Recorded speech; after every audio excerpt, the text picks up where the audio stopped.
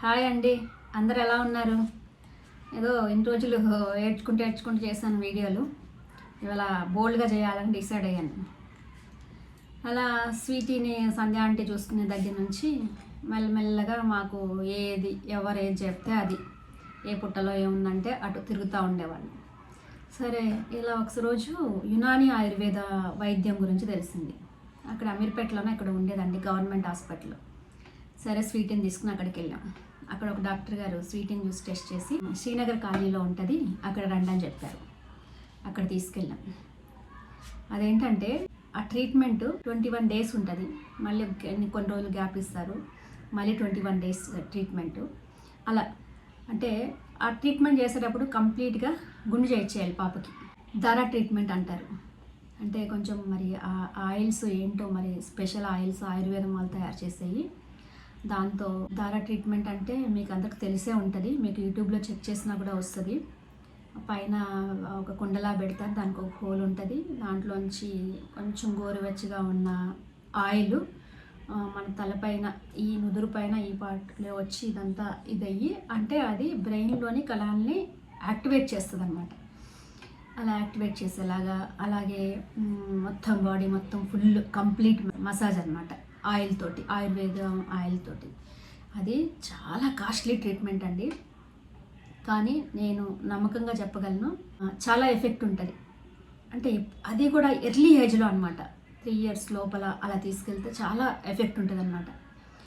Sweety ఇలా ఈ మాత్రం ఉందంటే ధారా ట్రీట్మెంటు, బాడీ మసాజ్ అని నేను ఖచ్చితంగా పళ్ళగుద్ది చెప్పగలను.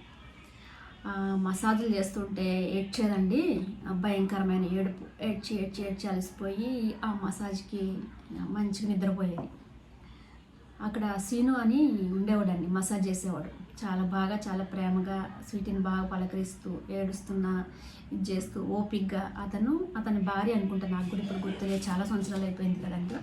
చాలా బాగా మసాజ్ చేసేవాడు. చాలా కాస్ట్లీ ట్రీట్మెంట్ అండి. 21 days కంటిన్యూస్గా మేము ఇక్కడ మౌలాలి నుంచి శ్రీనగర్ కాలనీ ఆమెని తీసుకెళ్ళాలి. మళ్ళీ మధ్యలో గ్యాప్ రాగానే మళ్ళీ I think 10 days 15 days gap ఇచ్చేవాళ్ళండి. మళ్ళీ గుండు, మళ్ళీ ఇదే. అలా అదేంటంటే 21 days అంటే ఇప్పుడు ఆఫీస్కి వెళ్ళే వాళ్ళ పరిస్థితి తెలుసు కదండి, 1 గంట పర్మిషన్ ఇవ్వడానికే ప్రాబ్లం అయిపోతుంది. డైలీ హాఫ్ డే పెట్టుకోవాలి, వెళ్ళాలి, ట్రీట్మెంట్కి తీసుకెళ్లాల్సిందే. హాఫ్ డే కుదరకపోతే హాఫ్ డేలు అయిపోతే ఫుల్ డే లీవ్ పెట్టుకోవాల్సిందే. అలా మేమిద్దరం కలిసి తీసుకెళ్తూ ఉండేవాళ్ళం. చాలా ఎఫెక్ట్ ఉందండి. కాకపోతే ఈ లెఫ్ట్ హ్యాండ్కే మరి ఎందుకనో తెలియదులే, కానీ అది పూర్తిగా ఇంప్రూవ్ అవ్వలేదు. స్వీటీ ఇప్పుడు ఇలా నడవగలుగుతుందన్నా, ఈ మాత్రం ఉందన్నా ధారా ట్రీట్మెంట్ చాలా ఉపయోగపడింది. అయితే మాకు స్వీటీలో మెయిన్ ప్రాబ్లం ఏంటంటే అండి, ఆమె చేసుకోకపోయినా పర్లేదు, ఆమె సొల్లు కాచుకుంటుంది.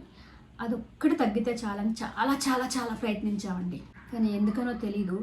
అంటే స్వీటీది ఈ నర్వ్స్ ప్రాబ్లం కదా, అందువల్ల ఆమెకి ఇవి కంట్రోల్ ఉండదు, ఈ జా కంట్రోల్ ఉండదు, నవ్వలేదు.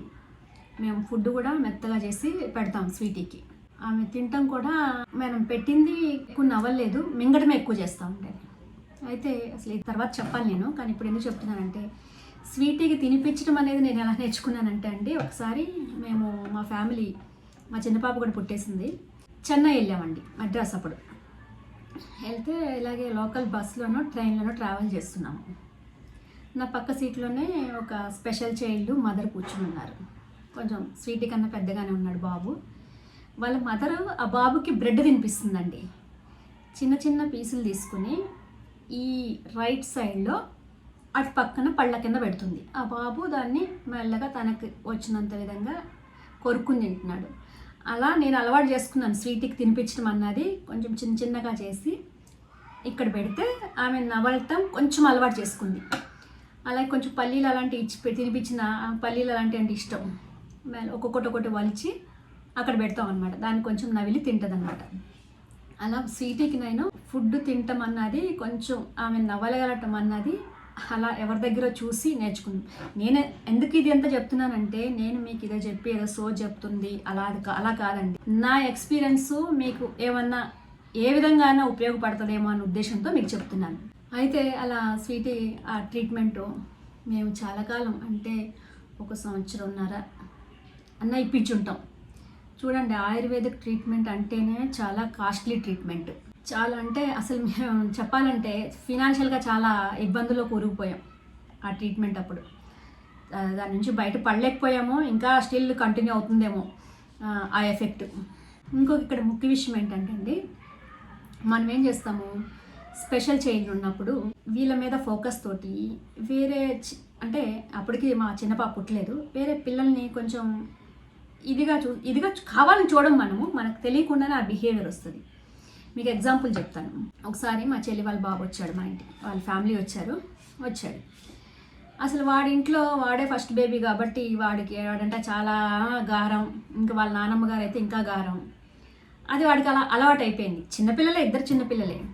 కాకపోతే ఇక్కడికి వచ్చేసరికి ఏమైందంటే స్వీటీని కొంచెం స్పెషల్గా ట్రీట్ చేయడం, స్వీటీకి కొంచెం ఏదైనా ఇంపార్టెన్స్ ఇస్తుంటే అది నాకు తెలిసి వాడి మైండ్లో పడిపోయినట్టుంది.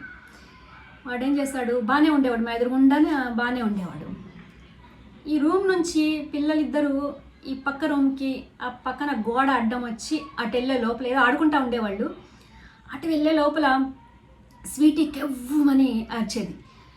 ఏంటి పరిగెట్టుకుంటూ వెళ్తే ఒకటే ఏడుపు, ఈ ఫింగర్ అంతా బ్లడ్.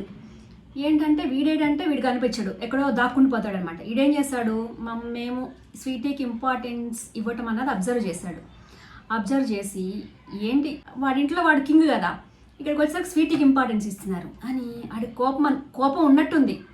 వాడు అలా అవకాశం రాగానే కొరికేసాడు అనమాట. స్వీటీ వెళ్ళి కొరికేసి మళ్ళీ మేము ఎక్కడ కొడతామో తిడతామో అని చెప్పి వెళ్ళి ఎక్కడో మంచం కింద దాక్కున్నాడు. అంటే ఈ విషయం ఎందుకు చెప్తున్నానంటే అండి, మనం ఈ పిల్లల్ని కేర్ తీసుకునే క్రమంలో వేరే పిల్లల్ని మనం నెగ్లెక్ట్ చేయకూడదు. వాళ్ళకు కూడా ఇంపార్టెన్స్ ఇవ్వాలి.